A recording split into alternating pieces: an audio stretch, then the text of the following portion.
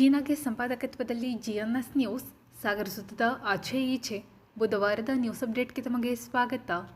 ಮುಖ್ಯಾಂಶಗಳು: ಸಿಗಂದೂರು ಸೇತುವೆ ಬಳಿ ಬಿ.ವೈ. ರಾಘವೇಂದ್ರ ಟೆಂಟ್ ಹಾಕಿಕೊಂಡು ಸೇತುವೆ ಮಾಡಿದ್ದು ನಾನೇ ಎಂದು ಬಂದವರಿಗೆ ಹೇಳಲಿ ಬೇಳೂರು ವ್ಯಂಗ್ಯ. ನನ್ನ ಕ್ಷೇತ್ರದಲ್ಲಿ ಸಂಸದರು ಹಸ್ತಕ್ಷೇಪ ಮಾಡುವುದು ಬೇಡ, ಬೇಳೂರು ಖಡಕ್ ವಾರ್ನಿಂಗ್.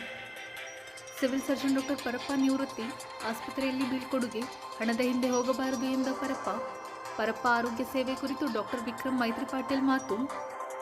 ಆನಂದಪುರಂ ಸಮೀಪ ಕೋಳಿ ತುಂಬಿದ ಕ್ಯಾಂಟರ್ ಪೈಟಿ, ಲಕ್ಷಾಂತರ ರೂಪಾಯಿ ಕೋಳಿ ಸಾವು, ಕೋಳಿ ತುಂಬಿಕೊಂಡು ಹೋಗಲು ಮುಗಿಬಿದ್ದ ಚಿಕನ್ ಪ್ರೇಮಿಗಳು. ಈಗ ಸುದ್ದಿಯ ವಿವರ. ತುಮರಿ ಸೇತುವೆ ಪಕ್ಕ ಸಂಸದ ಬಿ.ವೈ. ರಾಘವೇಂದ್ರ, ಶಾಸಕ ಬಿ.ವೈ. ವಿಜಯೇಂದ್ರ ಟೆಂಟ್ ಹಾಕಿಕೊಂಡು ಕುಳಿತುಕೊಂಡು ಸೇತುವೆ ಮಾಡಿದ್ದು ನಾವು ಎಂದು ಬಂದವರಿಗೆಲ್ಲ ಪ್ರಚಾರ ಮಾಡುವುದು ಒಳ್ಳೆಯದು ಎಂದು ಶಾಸಕ ಹಾಗೂ ಅರಣ್ಯ ಕೈಗಾರಿಕಾ ಅಭಿವೃದ್ಧಿ ನಿಗಮದ ಅಧ್ಯಕ್ಷ ಗೋಪಾಲಕೃಷ್ಣ ಬೇಳೂರು ತಿಳಿಸಿದರು. ಬುಧವಾರ ಪತ್ರಕರ್ತರ ಜೊತೆ ಅವರು ಮಾತನಾಡುತ್ತಿದ್ದರು. ಇದರಲ್ಲಿ ಸ್ವಲ್ಪ ಪಕ್ಷದಲ್ಲಿ ಕೆಲವರು ಬಿ.ಆರ್. ಪಾಟೀಲ್ ಅವರು ಇವರು ಒಂದು ಸ್ವಲ್ಪ ಗೊಂದಲ ಮಾಡಿದರು. ಆನಂತರ ಪಕ್ಷ ರಾಷ್ಟ್ರೀಯ ನಾಯಕರು ಬರುವಂಥ ಸಹಜ, ಎಲ್ಲ ಪಕ್ಷದಲ್ಲೂ ಬರ್ತಾರೆ. ಹಾಗೆ ಸುರ್ಜೇವಾಲ ಅವರು ಬಂದು ಈ ಥರ ಏನು ಮಾಡಬೇಕು ಅನ್ನೋದನ್ನ ತೀರ್ಮಾನ ಮಾಡಿ ಕೆಲವರು ನೆಲೆ ಕರೆದು ಮಾತಾಡಲಿಕ್ಕೆ ಇದು ಮಾಡಿದ್ದಾರೆ. ಅದು ಮಾಡಲೇಬೇಕು, ಯಾಕಂದರೆ ಗೊಂದಲಗಳು ಸೃಷ್ಟಿ ಆದಂಥ ಸಣ್ಣ ಗೊಂದಲ ಏನಿಲ್ಲ, ಸಣ್ಣ ಇದು ಅವಾಗ ಮಾತಾಡೋದು ಸಹಜವಾಗಿ ಮಾತಾಡೋದು ಬಿಟ್ಟರೆ ಬೇರೆ ಏನಿಲ್ಲ. ಮತ್ತು ಇವು ಮಾಡಬೇಕು, ತಕ್ಷಣ ಬಂದು ಇಂಥದ್ದೆಲ್ಲ ರಾಷ್ಟ್ರೀಯ ನಾಯಕರು ಮಾಡಿದಾಗಲೇ ಪಕ್ಷ ಗಟ್ಟಿಯಾಗಿ ನಿಲ್ಲುವಂಥದ್ದು. ಈಗಾಗಲೇ ಡಿಕ್ಕಿ ಅವರು ಹೇಳಿದ್ದಾರೆ, ಯಾರು ಮುಖ್ಯಮಂತ್ರಿ ಆಗ್ತಾರೆ, ಯಾರು ಆಗಲ್ಲ, ಯಾರು ಇಳಿತಾರೆ, ಇವೆಲ್ಲ ಮಾತಾಡಬಾರ್ದು. ಮಾತಾಡಿದ್ರೆ ನೋಟಿಸ್ ಕೊಡ್ತೀನಿ ಅಂತ ಇಕ್ಬಲ್ ಅವರಿಗೆ ಯಾರಿಗೂ ನೋಟಿಸು ಕೊಟ್ಟಿದ್ದಾರೆ. ಈ ಥರ ಅಂದರೆ ಈ ಥರ ಗೊಂದಲಗಳು ಆಗಬಾರ್ದು ಅನ್ನೋದು ಉದ್ದೇಶ ಬಂದಿದ್ದಾರೆ ಬಿಟ್ಟರೆ ಬೇರೆ ಏನಿಲ್ಲ. ಚರ್ಚೆ ಆಗ್ಬೇಕಲ್ಲ. ಆಮೇಲೆ ನೋಡಿದೆ ಸಿ.ಟಿ. ರವಿ ಬಂದಿದ್ದಾರೆ, ಸುಟ್ಕೆ ಸುತ್ಕೊಂಡು ಹೋಗ್ತಾರೆ. ಅವ್ರ ಕಾಲದಲ್ಲಿ ಅದೇ ಮಾಡಿದ್ದಾರೆ ಅಂತ ಕಾಣ್ತದೆ. ಸಿ.ಟಿ. ರವಿ ಅವರು ಮನೆ ಹೇಳಿದ್ದಾರೆ, ಸುರ್ಜೇವಾಲ ಬಂದರೆ ಸುಟ್ಕೆ ಸುತ್ಕೊಂಡು ಹೋಗ್ತಾರೆ ಅಂದರೆ ಇವರ ಅಧಿಕಾರ ಇದ್ದಾಗ ಅವರು ರಾಷ್ಟ್ರೀಯ ನಾಯಕರು ಸುಟ್ಕೆ ಸುತ್ಕೊಂಡು ಹೋಗ್ತಿದ್ದಿರ್ಬೋದು. ಇವನು ಸುಟ್ಕೇಸ್ ಕೊಟ್ಟಿರ್ಬೇಕು ಇವರೆಲ್ಲ, ಅದಕ್ಕೆ ಆ ಥರ ಹೇಳ್ತಾರಂತ. ಹಂಗೆ ನಮ್ಮ ಪಕ್ಷದಲ್ಲಿ ಈ ಥರ ಯಾವುದೂ ಗೊಂದಲ ಇಲ್ಲ. ನಾನು ನೋಡಿದಂಗೆ ಎಲ್ಲೋ ಒಬ್ಬೊಬ್ರು ಇದ್ದೇ ಇರುತ್ತೆ. ಈಗ 5 ಬೆರಳು ಒಂದೇ ಥರ ಇರೋಕ್ಕೆ ಸಾಧ್ಯ ಇಲ್ಲ. 140 ಜನ ಜಂಬೂ ಸವಾರಿ, ಹಂಗಾಗಿ ಭಾಳ ಜನ ಇದ್ದಾಗ ಸ್ವಲ್ಪ ಅಸಮಾಧಾನ ಇದ್ದೇ ಇರ್ತೈತೆ. ಅದರಿಂದ ಸ್ವಲ್ಪ ಗೊಂದಲ ಬಿಟ್ಟರೆ ಯಾವುದೇ ದೊಡ್ಡ ಗೊಂದಲ ಏನಿಲ್ಲ. ಬರುತ್ತೆ. ಸುಪ್ರೀಂ ಕೋರ್ಟಲ್ಲಿ ಇದೆ. ಸುಪ್ರೀಂ ಕೋರ್ಟಲ್ಲಿ ಇರೋದ್ರಿಂದ ಅದು ತೂಗುಗತಿ ಇದ್ದೇ ಇದೆ. ಹಾನಿಕಾರ ಅಂತ ಎಷ್ಟು ವರ್ಷ ಆಯ್ತು? 7-8 ವರ್ಷ ಆಗ್ತಾ ಬರ್ತದೆ. ಅದಕ್ಕೆ ಹಾನಿಕಾರ ಅಂತೇಳಿ ಸುಪ್ರೀಂ ಕೋರ್ಟಲ್ಲಿ ಇದೆ. ಅದನ್ನು ಯಾರು ಮಾಡಬೇಕು? ಅದನ್ನು ಕೇಂದ್ರ ಸರ್ಕಾರದವರು ಇದು ಹಾನಿಕಾರ ಅಲ್ಲ ಅಂತ ರಿಪೋರ್ಟ್ ಹಾಕಿ ಅದನ್ನು ಇದಕ್ಕೆ ಕಳಿಸ್ಬೇಕು, ಯಾರು ಸುಪ್ರೀಂ ಕೋರ್ಟಿಗೆ ಕೊಡಬೇಕು. ಅದು ಮಾಡ್ಲಿಕ್ಕೆ ಅವಕಾಶ ಇದೆ. ರಾಜ್ಯಪಾಲರು ಮಾಡ್ಲಿಕ್ಕೆ ಅವಕಾಶ ಇದೆ. ಇವೆಲ್ಲ ಮಾಡಲಿಕ್ಕೆ ಅವರು ರೈತರ ಪರವಾಗಿದ್ದರೆ ಮಾಡ್ಬೋದು. ಹಾಳೆ ಇಡೀ ನಮ್ಮ ರೈತರ ಬದುಕಿತ್ತು. ಭಾಳ ಜನ ಇವತ್ತದಲ್ಲಿ ಎಷ್ಟೋ ಜನ ಈ ಹಾಳೆ ತಟ್ಟೆ ಮಾಡ್ಕೊಂಡು ಭಾಳ ಜನ ಬದುಕು ಕಟ್ಕೊಂಡಿದ್ರು. ಈಗ ಅಮೆರಿಕದವ್ರು ಇದು ಬೇಡ ಅಂತೇಳಿ ವಾಪಸ್ ಕಳಿಸಿದ್ರು. ಈಗ ಅದು ಅವರೆಲ್ಲ ಬೀದಿ ಬರಂಗ ಪರಿಸ್ಥಿತಿ ಆಯಿತು. ಯಾರ ಕಾರಣ? ಇವ್ರು ಹೊಗಳ್ತಾ ಇದ್ದದ್ದು ಯಾರನ್ನ? ಟ್ರಂಪ್ನ ಹೊಗಳ್ತಾ ಇದ್ರು. ನಮ್ಮ ಟ್ರಂಪ್ ಏನು ಹೇಳ್ತಾರೆ ಅದು ಮೋದಿಜಿಯವ್ರು ಮಾಡ್ತಿದ್ರು. ಹಾಗಾಗಿ ಇವೆಲ್ಲ ಏನಾಗುತ್ತೆ, ಇವೆಲ್ಲ ಗೊಂದಲ ಆಗಿದೆ. ಇವೆಲ್ಲ ಮಾಡಬೇಕು, ಕೇಂದ್ರ ಸರ್ಕಾರದವ್ರನ್ನ ಮಾಡಬೇಕು. ಯುದ್ಧ ನಿಲ್ಲಿಸು ಅಂದ್ರೆ ಟ್ರಂಪ್ ನಿಲ್ಲಿಸ್ತಾರೆ. ಹಂಗೆ ಹಾಳೆ ತಟ್ಟೆ ಬೇಕು ಅಂದ್ರೆ ಹೇಳಿದ್ರೆ ನಿಲ್ಲಿಸಲ್ವಾ? ಇದು ತಗೊಳಲ್ವಾ? ಮಾಡ್ತಾರೆ. ಅದೆಲ್ಲ ಅವ್ರ ಆಸಕ್ತಿ ಕೊಡ್ಬೇಕು. ಅದೆಲ್ಲ ನಾವು ಹೇಳಕ್ ಬರೋದಲ್ಲ. ಅವೆಲ್ಲ ನಮ್ಮ ರಾಜ್ಯದ ಏನಾರು ಇದ್ರೆ ಹೇಳಿ ನಾವು ಮಾಡ್ತೀವಿ. ಸರ್ ಇದಾಗಲ್ಲ, ಇದಾಗಬೇಕು ಅಂತ ಗಲಾಟೆ ಮಾಡ್ತೀವಿ. ನಾವು ಮಾಡಿದೆ, ಎಲ್ಲ ತಾಲೂಕಿಗೂ ಬಂದಿದೆ.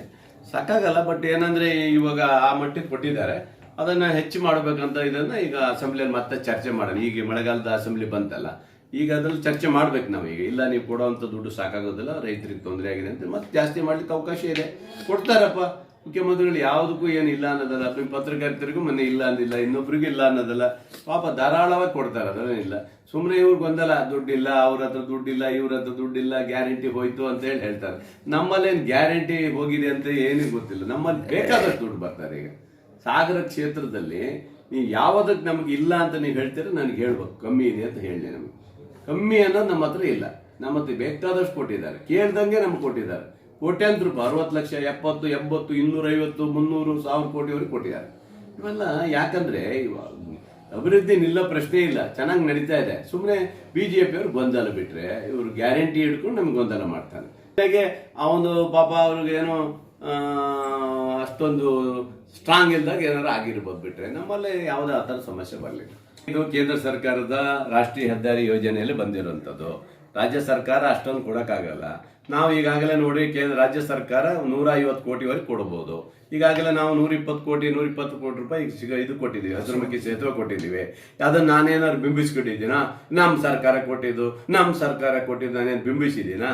ನಾನು ಹೇಳೋದು ರಾಘವೇಂದ್ರ ಅಲ್ಲೇ ಒಂದು ಟೆಂಟ್ ಹಾಕೊಂಡು ಕುತ್ಕೊಳ್ಳೋದು ಒಳ್ಳೇದು. ಎಲ್ಲಿ ಇದರಲ್ಲಿ ಸಿಗಂದೂರ್ ಹತ್ರ ಸೇತುವೆ ಹತ್ರ ಒಂದು ಟೆಂಟ್ ಹಾಕೊಂಡು ನಾನೇ ಕೊಡ್ಸಿದ್ದು, ಕೇಂದ್ರ ಸರ್ಕಾರ ತಂದದ್ದು, ನಮ್ಮಪ್ಪ ಕೊಡ್ಸಿದ್ದು ಅಂತೇಳಿ ಅಪ್ಪ ಮಗ ಇಬ್ರು ಅಲ್ಲ, ಇವರು ಯಾರು ವಿಜೇಂದ್ರ ರಾಘವೇಂದ್ರ ಇಬ್ರು ಹೋಗಿ ಟೆಂಟ್ ಹಾಕಿನಲ್ಲಿ ಕುತ್ಕೊಳ್ಳೋದು ಒಳ್ಳೇದು. ನಾಚಿಕೆ ಆಗ್ಬೇಕು ಇವರಿಗೆ. ನಾನು ಒಬ್ಬ MLA ಇದ್ದೀನಿ, ಇವರು 2 ವರ್ಷ ಆಯ್ತು ಅಧಿಕಾರಕ್ಕೆ ಬಂದು. ತುಮ್ರಿ ಸೇತುವೆ ಆಗ್ಬೇಕಂತ ನನ್ನ ಕನಸು. ಒಂದು ಚೂರು ನಾನು ಅಡ್ಡ ಹಾಕಿಲ್ಲ, ಒಂದು ಚೂರು ಸಮಸ್ಯೆ ಕೊಟ್ಟಿಲ್ಲ. ಇಡೀ ಕೆಲಸವನ್ನು ಮಾಡ್ರಿ ಅಂತೇಳಿ ನಾನು ನೋಡೋಕ್ಕೆ ಹೋಗ್ಲಿಲ್ಲ. ಒಂದ್ಸರಿ ನೋಡಿ ಬಂದಿದ್ದು ಹೇಗೆ ನಡೀತದೆ ಕಾಮಗಾರಿ ಅಂದ್ಬಿಟ್ರೆ ಹಾಗೆ ಬಂದು ಇದು ಮಾಡಿದ್ದೀನಿ. ಅಷ್ಟು ಸಪೋರ್ಟ್ ಕೊಟ್ಟಿದ್ದೀನಿ. ಈ ಅಪ್ಪ ಬಂದು ನಾನು ಬಿಟ್ಬಿಟ್ಟು ಜಾಗ ನೋಡೋಕೆ ಬರೋದು, ಇದು ಮಾಡೋಕ್ಕೆ ಯಾವ ಜಾಗನೂ ಮಾಡಕ್ಕೆ ಬಿಡೋದಿಲ್ಲ ಇವರಿಗೆಲ್ಲ. ನಾನು ಗಮನಕ್ಕಿಲ್ದ ಮಾಡೋಕ್ಕಾದ್ರೆ ನಾನು ಅಷ್ಟು ಸುಲಭ ಬಿಡೋವನಲ್ಲ ನಾನು, ಗೊತ್ತಾಯ್ತಾ. ಆದರೆ ಇದು ಹಂಗಾದ್ರೆ ನಮ್ಮ ರಾಜ್ಯ ಸರ್ಕಾರ ಇವತ್ತು ಟ್ಯಾಕ್ಸ್ ಕೊಡಲ್ವ ಇವರಿಗೆ? ರಾಜ್ಯ GST ನಂಬರ್ 2 ನಮ್ಮದು, ಈ ದೇಶದಲ್ಲಿ GST ನಂಬರ್ 2. ಈ ರೈತರು ಕೊಟ್ಟಿದ್ದಾರೆ, ಸಾಗರದ ರೈತರು, ಅಡಿಕೆ ಬೆಳೆಗಾರರು ದುಡ್ಡು ಕೊಟ್ಟಿದ್ದಾರೆ. ಕೇಂದ್ರ ದುಡ್ಡು ಹೋಗಿದೆ, ಟ್ಯಾಕ್ಸ್ ಹೋಗಿದೆ, ಜನ ದುಡ್ಡು ಕೊಟ್ಟಿದ್ದಾರೆ. ಇವನೇನು ಕೈಯಿಂದ ಕೊಟ್ಟಾನ? ಮನೆಯಿಂದ ತಗೊಬಂದಾರ. ಅಪ್ಪ ಮಕ್ಕಳು ಏನೋ ತಗೊಬಂದು ಮನೆಯಿಂದ ಹಾಕಿದಾದ್ರೆ ನಾಳೆನೇ ಮಾಡ್ಕೊಂಡು ಹೋಗ್ಲಿ ಅವರೇ. ನಾಟಕ ಆಡ್ತಾರೆ, ಏನೋ ಜನರಿಗೆ ಬಿಂಬಿಸಕ್ಕೆ ಹೋಗ್ತಾರೆ. ನಾನು ಕೊಟ್ಬಿಟ್ಟಿದ್ದೀನಿ ಅಂತ ಹೇಳಿ ಏನು ಕೈಯಿಂದ ಕೊಟ್ಟಂಗೆ ಮಾತಾಡ್ತಾರೆ. ಇವೆಲ್ಲ ಡ್ರಾಮಾ. ಅದಕ್ಕೆ ಹೇಳ್ದಲ್ಲ, ರಾಘವೇಂದ್ರ ಅಲ್ಲೊಂದು ಟೆಂಟ್ ಹಾಕೊಂಡು ಅಲ್ಲೇ ಕುತ್ಕೊಳ್ಳೋಕೆ ಹೇಳಿ, ಬಂದವರಿಗೆಲ್ಲ ನಾನೇ ಕಟ್ಸಿದ್ದು ಹೇಳ್ಕೊಬರಕ್ಕೆ ಹೇಳಿ, ಬೋರ್ಡ್ ಹಾಕೊಂಡು ಕುತ್ಕೊಳ್ಳೋಕೆ ಹೇಳಿ ಅಲ್ಲಿ. ಇವೆಲ್ಲ ರಾಜಕೀಯ ಗಿಮಿಕ್ ಮಾಡೋದು ಬೇಡ, ಆಯ್ತಾ. ಗಿಮಿಕ್ ಮಾಡೋಣ. ಯಾಕಂದ್ರೆ ನಾನು ಹಂಗಾದ್ರೆ ಇವತ್ತು ಹಸಿರುಮುಖಿ ಸೇತುವೆ ಕೊಟ್ಟು ಇವ್ರು ನಿಲ್ಸಿದ್ರು ಪಾಪಿಗಳು. ಯಾತಕಂಗೆ ನಿಲ್ಸಿದ್ರು ಗೊತ್ತಾ? ಈ ಸೇತುವೆ ಬೇಗ ಆಗ್ಬೇಕು, ಇದು ಆಗಬಾರ್ದಂತೆ ಈ ಸೇತುವೆ ನಿಲ್ಸಿದ. ಇದೇ ಹಾಲಪ್ಪ 5 ವರ್ಷ ಒಂದು ಚೂರು ಕೆಲಸ ಮಾಡಕ್ ಬಿಡ್ಲಿಲ್ಲ ಅಲ್ಲಿ. ಬೇಳೂರು ಬಂದ್ಮೇಲೆ ಮುಕ್ತಾಯ ಮಾಡ್ತಾ ಬಂದು ನಾವು ನೆಕ್ಸ್ಟ್ ಇದಕ್ಕೆ ಬಿಡುಗಡೆ ಮಾಡ್ತೀನಿ ಅದನ್ನ. ಅಷ್ಟು ಫಾಸ್ಟ್ ತಗೊಂಡಿದ್ದೀನಿ, ಆಸಕ್ತಿ ಇದೆ ನಮಗೆ ಅಲ್ವಾ. ಹಂಗೆ ಬರೀ ನಾಟಕ ಆಡೋದು ಬಿಡ್ರಿ, ಬಿಡಬೇಕು. ಸಾಮಾನ್ಯವಾಗಿ ಎಲ್ಲ ನಾನು ಒಬ್ಬ MLA ಇದ್ದೀನಿ, ಆಯ್ತಾ. MLA ಕೇಳಿ ಏನಿದೆ ಮಾಡೋಗ್ಬೇಕು, ಆಯ್ತಾ. ನೀನು ಇಷ್ಟ ಬಂದಿಗೆ ಕೂಗಾಕಕ್ಕೆ ಬರಲ್ಲ, ನನಗೂ ಬರುತ್ತೆ. ನಾನು ಏನು ಬೇಕಾದ್ರೂ ಮಾಡಕ್ಕೆ ಬರ್ತದೆ, ಗೊತ್ತಾಯ್ತಾ. ನೀನು ಅರ್ಜೆಂಟ್ ಮಾಡಿದ್ರೆ ನಮ್ಗೆ ಏನು ಮಾಡಬೇಕು ಗೊತ್ತಿದೆ ನಮಗೆ. ಹಾಗಾಗಿ ಇವೆಲ್ಲ ತಪ್ಪು, ಅವೆಲ್ಲ ಮಾಡಬಾರ್ದು ಅಂತ ಹೇಳ್ತೀನಿ. ಇದು BJP ಸೇತುವೆ ಅಲ್ಲ, ಭಾರತ ಸರ್ಕಾರದ ಸೇತುವೆ, ಕೇಂದ್ರ ಸರ್ಕಾರದ ಸೇತುವೆ, ರಾಜ್ಯದ ಹಣದ ಆಗಿಲ್ಲಿರುವಂಥ ಸೇತುವೆ, ರಾಜ್ಯದ ಟ್ಯಾಕ್ಸ್ ಇಂದ ಕೊಟ್ಟಿರುವಂಥ ಸೇತುವೆ. ಇವರೇನು ಮನೆಯಿಂದ ಅಪ್ಪ ಮಕ್ಕಳು ಏನು ಮನೆಯಿಂದ ತಂದು ಕೊಟ್ಟಿರೋ ಸೇತುವೆ ಅಲ್ಲ ಇದು. ಮನೆಯಿಂದ ತಂದಿದ್ದಾಗಿದ್ರೆ ನಾನು ಹೇಳ್ತೀನಿ ನಿಮ್ಮ BJP ಇದೆ ಅಂತ ಹೇಳ್ಬೋದು. ಇದು ನಾಚಿಕೆ ಆಗ್ಬೇಕಂಗಾರೆ. ನಾನು ಇವತ್ತಂಗಾರೆ ಹಸಿರುಮುಖಿದ ಒಂದು ಚೂರು ಎಲ್ಲರೂ ಹೇಳಿದ್ದೀನ ಮಾಡ್ತಾ ಇದೀವಪ್ಪ, ಅದು ಬೇಗ ಮುಗಿಸ್ಬೇಕು ಅನ್ನೋದು ಬಿಟ್ಟರೆ ನಮ್ದು ಏನು ಹೇಳಲ್ಲ ನಾವು, ಅಲ್ವಾ. ಹಂಗೆ ಇವೆಲ್ಲ ನಡೀತದೆ ಡ್ರಾಮಾ. ನನ್ನ ಕ್ಷೇತ್ರದ ರಾಷ್ಟ್ರೀಯ ಹೆದ್ದಾರಿ ಅಭಿವೃದ್ಧಿಯಲ್ಲಿ ಸಂಸದರ ಹಸ್ತಕ್ಷೇಪ ಸಹಿಸುವುದಿಲ್ಲ. ರಾಷ್ಟ್ರೀಯ ಹೆದ್ದಾರಿ ನಿಯಮದಂತೆ ನಗರ ವ್ಯಾಪ್ತಿಯ ರಸ್ತೆ ಚರಂಡಿ ಕಾಮಗಾರಿಯನ್ನು ಅತಿ ಶೀಘ್ರವಾಗಿ ಮುಗಿಸಿ ಎಂದು ಶಾಸಕ ಹಾಗೂ ಅರಣ್ಯ ಕೈಗಾರಿಕಾ ಅಭಿವೃದ್ಧಿ ನಿಗಮದ ಅಧ್ಯಕ್ಷ ಗೋಪಾಲಕೃಷ್ಣ ಬೇಳೂರು ತಾಕೀತು ಮಾಡಿದ್ದಾರೆ. ಸಾಗರದ ಉಪವಿಭಾಗಾಧಿಕಾರಿಗಳ ಕಚೇರಿ ಸಭಾಂಗಣದಲ್ಲಿ ಬುಧವಾರ ರಾಷ್ಟ್ರೀಯ ಹೆದ್ದಾರಿ 206 ಅಗಲೀಕರಣಕ್ಕೆ ಸಂಬಂಧಪಟ್ಟ ಇಲಾಖೆ ಅಧಿಕಾರಿಗಳ ಸಭೆ ನಡೆಸಿ ಅವರು ಮಾತನಾಡುತ್ತಿದ್ದರು. ಉಪವಿಭಾಗಾಧಿಕಾರಿ ವೀರೇಶ್ ಕುಮಾರ್, ತಹಶೀಲ್ದಾರ್ ಚಂದ್ರಶೇಖರ್ ನಾಯ್ಕ್, ರಶ್ಮಿ, ಉಪ ಅರಣ್ಯ ಸಂರಕ್ಷಣಾಧಿಕಾರಿ ಮೋಹನ್ ಕುಮಾರ್, ರಾಷ್ಟ್ರೀಯ ಹೆದ್ದಾರಿ ಪ್ರಾಧಿಕಾರದ ಲೋಕೇಶ್, ಮಮತಾ, ರಾಕೇಶ್, PWDಯ ಅನಿಲ್ ಕುಮಾರ್, ಶಾಸಕರ ವಿಶೇಷಾಧಿಕಾರಿ TP ರಮೇಶ್, ಪೌರಾಯುಕ್ತ HK ನಾಗಪ್ಪ, ಮೆಸ್ಕಾಂ, ಅರಣ್ಯ ಇಲಾಖೆ ಅಧಿಕಾರಿಗಳು ಹಾಜರಿದ್ದರು. ಸುಮಾರು ದಿವಸದಿಂದ ಸ್ವಲ್ಪ ನ್ಯಾಷನಲ್ ಹೈವೇ ಪ್ರಗತಿ ಸಾಕಾಗಿರ್ಲಿಲ್ಲ. ಆನಂತರ ನಾವು ಮೊನ್ನೆ ಅವರು ನಾವೆಲ್ಲ ನಾವೆಲ್ಲ ಅಧಿಕಾರಿಗಳೆಲ್ಲ ಕೂತ್ಕೊಂಡು ಒಂದು ಮೀಟಿಂಗ್ ಮಾಡ್ಬೇಕಂತ ಎಲ್ಲ ಅಧಿಕಾರಿಗಳು ಕರೆಸ್ಬೇಕಂತ ಹೇಳಿ ಈಗ ಕರೆದು ಇವತ್ತು ಅವರಿಗೆಲ್ಲ ಕರೆದು ಮಾತಾಡಿದ್ದೀನಿ. ಎಲ್ಲರಿಗೂ ವಾರ್ನಿಂಗ್ ಕೊಟ್ಟಿದ್ದೀವಿ. ಈಗ ಏನೇನ್ ಆಗ್ಬೇಕು ಅನ್ನೋದು ನಿಮ್ ಮುಂದೆನೆ ಇವತ್ತೆಲ್ಲ ಕೊಟ್ಟಿದ್ದೀವಿ. ಇಷ್ಟು ಆದಷ್ಟು ಬೇಗ ನಮ್ಮ ಮುಕ್ತಾಯ ಮಾಡಬೇಕಾಗಿತ್ತು. ಈ ನಗರದ ಪ್ರಗತಿಗೆ ಇವರೆಲ್ಲರೂ ಕಾರಣರಾಗಬೇಕಾಗಿದೆ. ಅದಕ್ಕೋಸ್ಕರ ಈಗ ಹೈವೇ ಇರ್ಬೋದು ಅಥವಾ ನಮ್ಮ ಮಾರ್ಕೆಟ್ ರಸ್ತೆ ಇರ್ಬೋದು ಅಥವಾ ಹೊರಗಡೆ ಇರುವಂತ ರಸ್ತೆಗಳು ಇರ್ಬೋದು, ಮತ್ತೆ ಹೈವೇ ಈಗ ಹೊಸದಾಗಿ ಸ್ಯಾಂಕ್ಷನ್ ಆಗಿರುವಂತ ನ್ಯಾಷನಲ್ ಹೈವೇಗಳು, ಅವಕ್ಕೆಲ್ಲವಕ್ಕೂ ಒಂದು ಪೂರ್ವಭಾವಿಯಾಗಿ ಏನೇನ್ ಆಗಿದೆ ಅದೆಲ್ಲ ತೆಗೆದುಕೊಂಡಿದ್ದೀವಿ. ಖಂಡಿತ ಅದು ಮುಂದೆ ಅವರಿಗೆಲ್ಲ ಈಗ ನೋಡಿದಾರಲ್ಲ, ಈಗೆಲ್ಲ ಮರ ತುಂಡು ಕಟ್ ಮಾಡಿದ್ದಾರೆ, ಅಲ್ಲೆಲ್ಲ ಬಿದ್ದೋಗಿದೆ. ಕರೆಂಟ್ ಲೈನ್ ಸರಿಯಾಗಿಲ್ಲ, ಮರ ಕಟ್ ಮಾಡಿಲ್ಲ. ಇವೆಲ್ಲ ಈಗ ದೇವ್ರು ಪವರು ಅಂತ ಹೇಳಿ ಸ್ವಲ್ಪ ಶುರು ಮಾಡಿದ್ದಾರೆ. ಆ ದೇವ್ರದ್ದು ನಾವೇನ್ ಬೇಡ ಅನ್ನೋದಲ್ಲ, ದೇವ್ರದ್ದು ಇದ್ದೇ ಇರುತ್ತೆ. ಬಟ್ ಅದಕ್ಕೆ ಒಂದು ಇದು ಮಾಡಿ ಪಕ್ಕದಲ್ಲೇ ಏನಾದ್ರು ಇದ್ರೆ ಆ ದೇವ್ರದ್ದೊಂದು ಸ್ಥಾಪನೆ ಮಾಡ್ಕೊಡ್ಲಿಕ್ಕೆ ಅವಕಾಶ ಇದೆ. ಅದನ್ನ ಇವರೆಲ್ಲ ಮಾಡ್ಬೋದು, ಅದಕ್ಕೂ ಅವಕಾಶ ಇದೆ, ಮಾಡಕ್ಕೆ ಅವಕಾಶ ಇದೆ, ಮಾಡ್ಬೋದು. ಅದನ್ನು ಕೊಟ್ಟಿದ್ದೀವಿ, ಮಾಡಿ ಅಂತಾನು ಹೇಳಿದ್ದೀವಿ. ಹಾಗಾಗಿ ನನಗೇನಂದ್ರೆ ಸಾಗರ ನಗರವನ್ನ ಪ್ರವಾಸಿಗರು ಬಹಳ ಜನ ಬರೋದ್ರಿಂದ ಸಿಗಂದೂರಿಗೆ ಬರ್ತಾರೆ, ಆಮೇಲೆ ಶ್ರೀಧರ ಸ್ವಾಮಿ ಆಶ್ರಮಕ್ಕೆ ಬರ್ತಾರೆ, ಇಕ್ಕೇರಿ ಬರ್ತಾರೆ, ಕೆಳದಿ ಬರ್ತಾರೆ. ಮುರುಡೇಶ್ವರಿಗೆ ಹೋಗೋರು ಬರ್ತಾರೆ. ಜೋಗ ನಿಮಗೆ ಗೊತ್ತಿದಂಗೆ ಸುಮಾರು 200 ಕೋಟಿ ರೂಪಾಯಿನ ಹಾಕಿ ಇವತ್ತು ಜನ 24 ಗಂಟೆ ಬರುವ ರೀತಿಯಲ್ಲಿ ಈಗಾಗಲೇ ಮಾಡ್ತಾ ಇದ್ದೀನಿ. ಅದು ಎಟ್ ಟೈಮ್ 5,000 ಜನ ನಿಂತ್ಕೊಂಡು ನೋಡ್ಲಿಕ್ಕೆ ಅವಕಾಶ ಮಾಡ್ಕೊಟ್ಟಿದೀವಿ, ಈಗ ಮಾಡ್ತಾ ಇದ್ದೀವಿ. ಅದಕ್ಕೆ ಇನ್ನೂ ಬಹಳಷ್ಟು ಇದೆ. ಅದಕ್ಕೆ ಒಂದಿಷ್ಟು ಯುವಕರಿಗೆ ಆಕರ್ಷಣೆ ಮಾಡುವಂತದ್ದು ಸಹ ನಾವು ಮಾಡ್ತಾ ಇದ್ದೀವಿ. ಹಂಗಾಗಿ ಆ ಪ್ರವಾಸಿಗರು ಬಂದಾಗ ಸಾಗರ ರಸ್ತೆ ಕಂಡ್ರೆ ಏನೋ ಒಂಚೂರು ಚೆನ್ನಾಗಿದೆಯಪ್ಪ ಅನ್ನೋದು ಜನರಲ್ಲಿ ಭಾವನೆ ಬರ್ಬೇಕು ರೀತಿಯಲ್ಲಿ ಆಗ್ಬೇಕನ್ನೋ ಅದಷ್ಟು ಹೊಡೆದಾಗ್ತೀವಿ. ಇವೆಲ್ಲ ಇಲ್ಲ.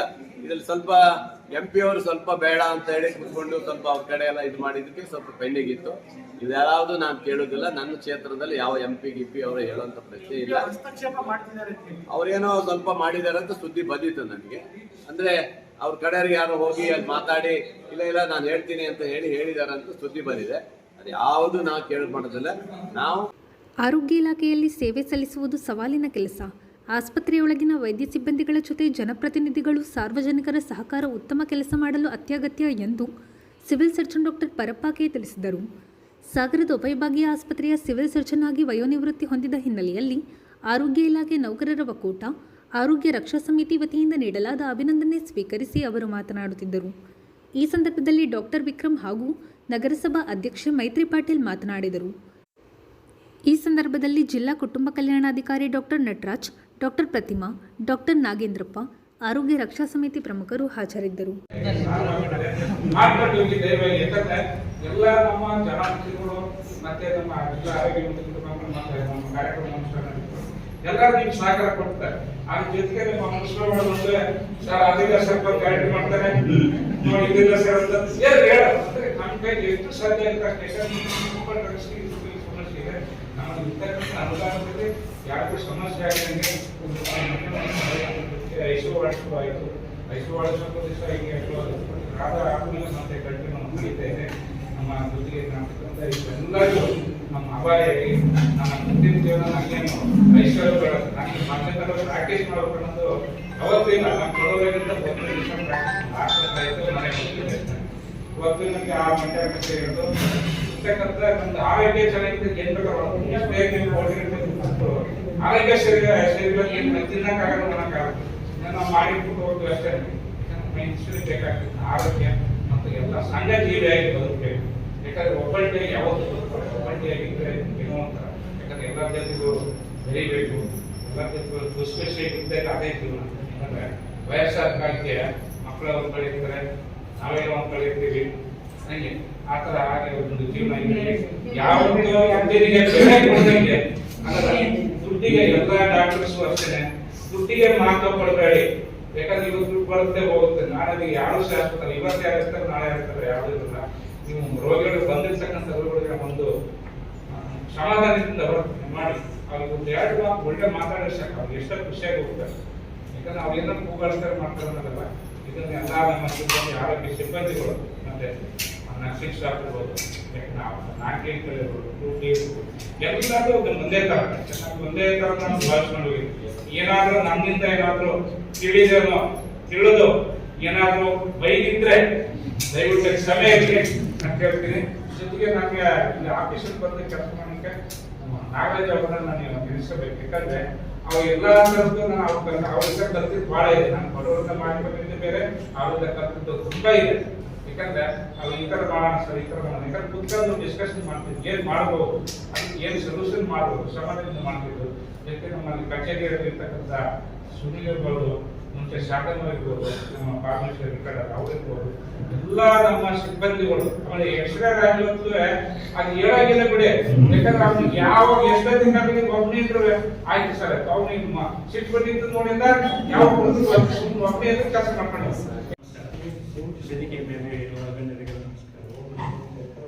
ಪರ್ಪಸ್ ಅಂತಂದ್ರೆ ನನಗೆ ಫಸ್ಟ್ ನೆನಪು ಬರೋದು 2018ರಲ್ಲಿ ನಾನು ಇಲ್ಲಿ ಬಂದು ಜಾಯ್ನ್ ಆದಾಗ ಫಸ್ಟ್ ಒಂದು ಅವ್ರ ಜೊತೆ ಕೆಲಸ ಆದ್ಮೇಲೆ ಇನ್ನೇನಪ್ಪ ಸಾಕು ಬೇಡ ಇಲ್ಲಿ ಕೆಲಸ ಮಾಡೋದು ಅಂತ ಹೇಳಿ ನಿರ್ಧಾರ ಮಾಡಿಬಿಟ್ಟಿದ್ದೆ ಆಲ್ಮೋಸ್ಟ್. ಆ ಟೈಮಲ್ಲಿ ನನಗೆ ಇಲ್ಲ ಈ ಕೆಲಸ ಮಾಡಬೇಕು, ಇಲ್ಲಿ ಇನ್ನೂ ಹೆಚ್ಚಿನ ಸೇವೆ ಕೊಡಲಿಕ್ಕೆ ನಿಮ್ಮಿಂದ ಸಾಧ್ಯ ಅಂತ ಹೇಳಿ ತಿಳಿಸ್ಕೊಟ್ಟವ್ರು ಅಂತಂದ್ರೆ ಪರಪ್ಪ ಸರ್ ಅವತ್ತು ನನಗೆ ಇಲ್ಲ ಈ ಕೆಲಸ ಮಾಡಬೇಕು ಅಂತ ಹೇಳಿ ಅವ್ರಿಗೆ ಇಲ್ಲ 10 ವರ್ಷ ಅಂತೂ ಈ ಕೆಲಸ ಮಾಡಲಿಕ್ಕೆ ಸೆಕೆಂಡ್ ಇರಲಿಲ್ಲ. ಪರಪಸರ ಜೊತೆಗೆ ಸಿದ್ಧಗೌಡ ಅವತ್ತಿಂದ ಇವತ್ತಿನವರೆಗೂ ಆದ್ಮೇಲಂತೂ ಎಷ್ಟು ಸಪೋರ್ಟ್ ಮಾಡಿದ್ದಾರೆ ಅಂತಂದ್ರೆ ಯಾವತ್ತೂ ನನಗೆ ಏನು ಇಲ್ಲಿ ಪ್ರಾಬ್ಲಮ್ ಇದೆ ಅಂತ ಅನಿಸ್ತಾ ಇರಲಿಲ್ಲ. Thank you very much sir. ಮತ್ತೊಂದು ವಿಷಯ ಏನಂತಂದ್ರೆ ಅವರಲ್ಲಿರೋ ತಾಳ್ಮೆ, ಅಂದ್ರೆ ಯಾವುದೇ ಸ್ಥಿತಿ ಇದ್ರು ಅಂದ್ರೆ ಅರ್ಜೆಂಟ್ ಆಗಿ ಏನಾದ್ರು ತೊಂದರೆ ಬಂದಾಗ ತಾಳ್ಮೆಯಿಂದ ಅದನ್ನ ಎದುರಿಸ್ತಿದ್ರು. ಮತ್ತೆ ಅದನ್ನ ಕರೆಕ್ಟ್ ಆಗಿ ಅಂದ್ರೆ ಕುಲಂಕುಷವಾಗಿ ಅದ್ರ ಬಗ್ಗೆ ತಿಳ್ಕೊಂಡು ಅದಕ್ಕೆ ಏನ್ ಡಿಸಿಷನ್ ತಗೊಳ್ಬೇಕು ಅದರ ಅಂದ್ರೆ ರೈಟ್ ಡಿಸಿಷನ್ ತಗೊಂಡ್ಬಿಟ್ಟು ಅದನ್ನ ನಿರ್ವಹಿಸ್ತಿದ್ರು. ಸೊ ಸಾಗರದಲ್ಲಿ ಅವರು ವೈದ್ಯ ನಾರಾಯಣ ಹಳ್ಳಿ ಅಂತ ಹೇಳ್ತಾರೆ. ಹಾಗಾಗಿ ಯಾವ ರೀತಿಯ ಸೇವೆಯನ್ನ ಕೊಟ್ಟಿದ್ದಾರೆ ಅನ್ನೋದಕ್ಕೆ ಈಗ ತಾನೇ ಹೇಳಿದ್ರು. ಎಲ್ಲಾ ಪಕ್ಷದವರಿದ್ದಾರೆ ಅಂತ ಹೇಳಿ ಅಧಿಕಾರಿಗಳು ಯಾವತ್ತೂ ಕೂಡ ರಾಜಕೀಯದಲ್ಲಿ ಮುಂದಲಾಗಬಾರದು, ರಾಜಕೀಯ ಮಾಡಬಾರದು.